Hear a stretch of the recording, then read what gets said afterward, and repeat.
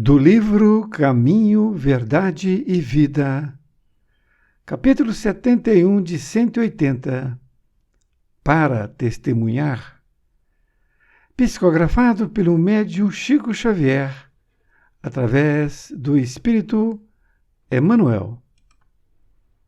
71 de 180, para testemunhar. E vós acontecerá isto para testemunho. Jesus, Lucas 21:13. Naturalmente que o Mestre não folgará de ver seus discípulos mergulhados no sofrimento, considerando, porém, as necessidades extensas dos homens da terra, compreende o caráter indispensável das provações e dos obstáculos. A pedagogia moderna está repleta de esforços seletivos, de concursos de capacidade, de testes da inteligência. O Evangelho oferece situações semelhantes. O amigo do Cristo não deve ser uma criatura sombria, à espera de padecimentos.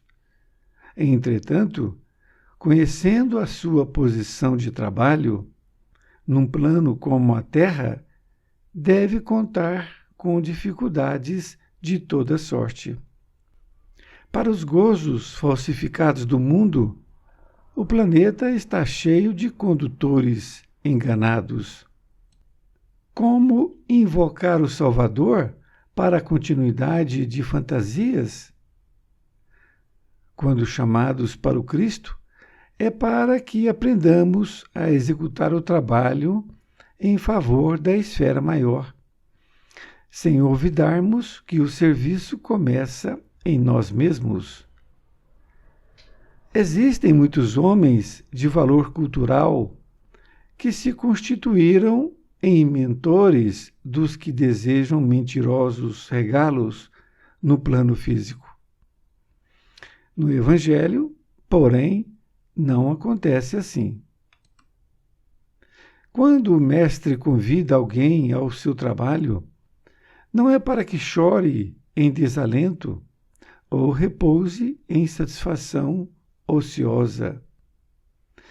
Se o Senhor te chamou, não te esqueças de que já te considera digno de testemunhar. Emmanuel, Pedro Leopoldo, 2 de setembro de 1948. Querido amigo, querida amiga, aqui estamos diante do capítulo para testemunhar. Neste capítulo, Emmanuel utilizou esta passagem que foi anotada pelo apóstolo Lucas, quando Jesus disse: "E vos acontecerá isto para testemunho". Então a passagem diz que vai acontecer isto para que nós possamos testemunhar. Nós, cristãos, seguidores do Cristo. E Emmanuel começa a explicar a mensagem dizendo que, naturalmente, que o Mestre não folgará de ver seus discípulos mergulhados no sofrimento. Diz então que o Mestre não acha bom que esteja acontecendo isto com os seus discípulos, isto é, os discípulos estejam mergulhados dentro do sofrimento. O Mestre não acha isso bom. Ele diz que, considerando, porém, as necessidades extensas dos homens da terra, compreende o caráter indispensável das provações e dos obstáculos.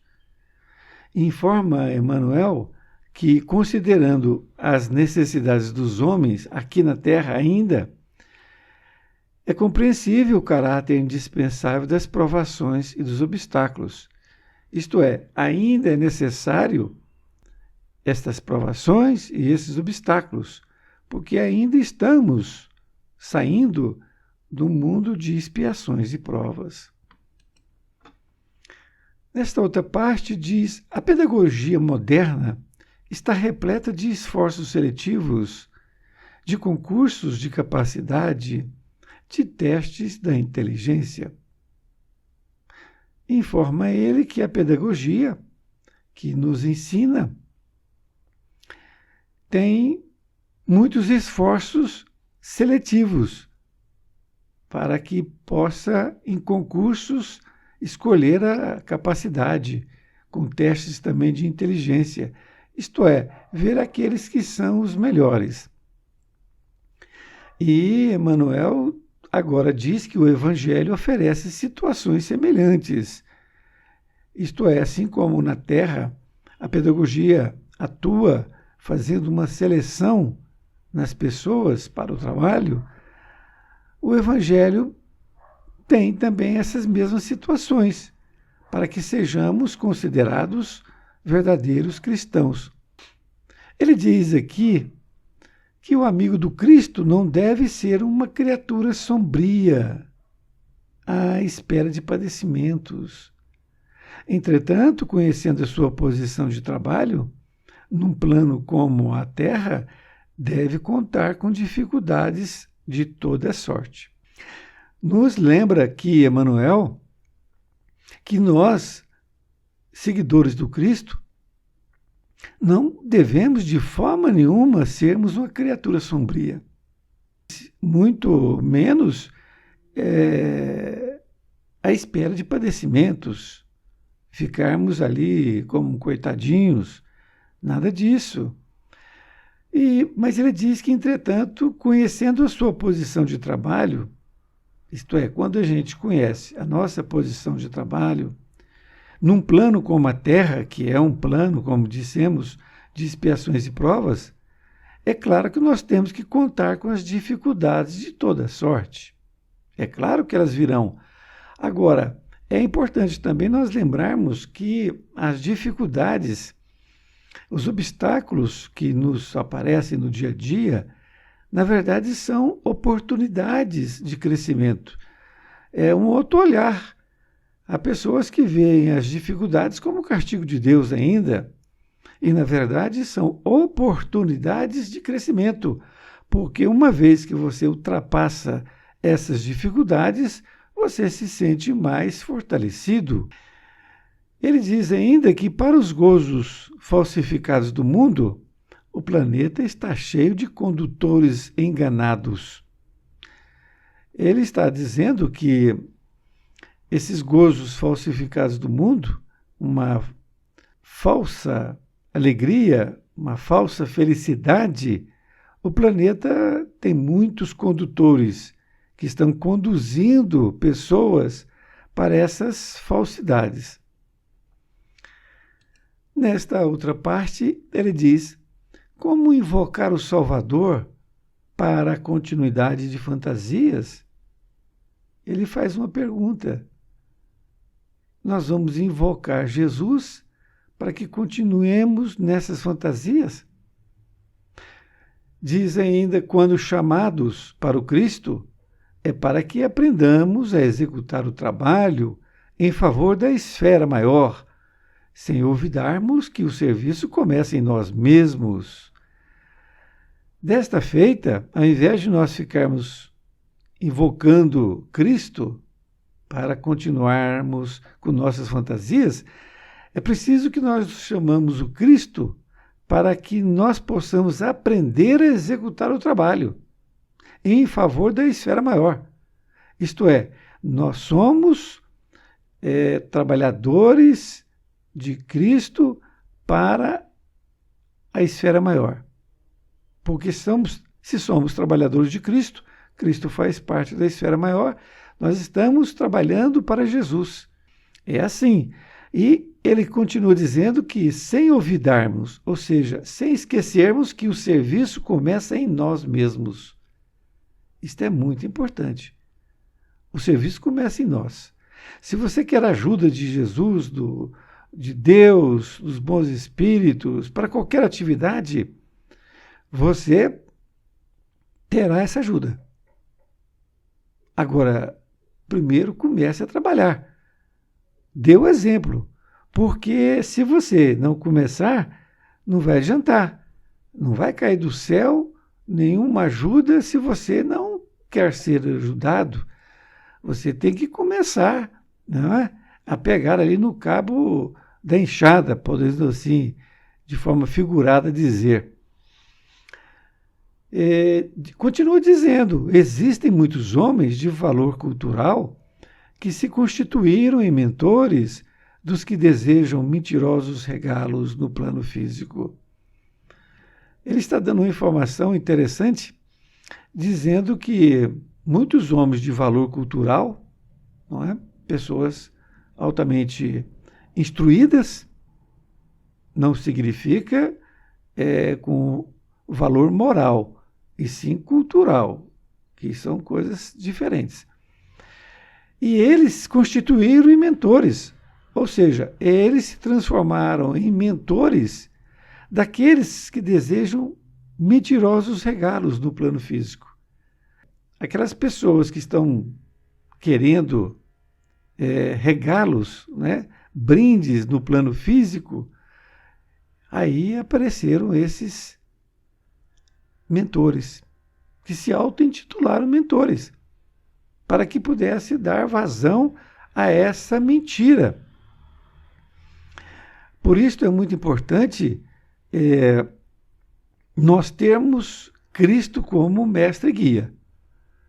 Tem pessoas que precisam ter de carne e osso a quem seguir. Nós não precisamos disso. Nós podemos ter um carinho muito grande por um expositor doutrinário, seja ele espírita, católico ou evangélico, mas é importante que nós tenhamos em mente que ele é falível. Ele é falível. Porque se ele cair, nós vamos cair juntos. Então é preciso que nós tenhamos em mente que Cristo é o nosso mentor. E ele diz que no Evangelho, porém, não acontece assim. Isto é, não tem mentiras. Isto é, com o Evangelho não acontece assim. Na conclusão, diz ainda que quando o mestre convida alguém ao seu trabalho, não é para que chore em desalento ou repouse em satisfação ociosa. Isto aqui é muito importante a gente ter em mente. Não somente para nós, para que também nós possamos alertar as pessoas. Se o mestre, se Jesus, nos convidou para o trabalho dele, seja para divulgar, como é o caso aqui, seja para testemunhar perante uma pessoa ou com outra situação qualquer, não é para que chore, não é para que nós possamos chorar em desalento ou repousar nossa satisfação ociosa. Isto é, ficarmos sentados esperando o dia passar e achando que está tudo bem. Ele lembra que se o Senhor te chamou, não te esqueças de que já te considera digno de testemunhar. Testemunhar é isto, é nós irmos na frente, porque atrás vem Jesus. Ele não vai na nossa frente.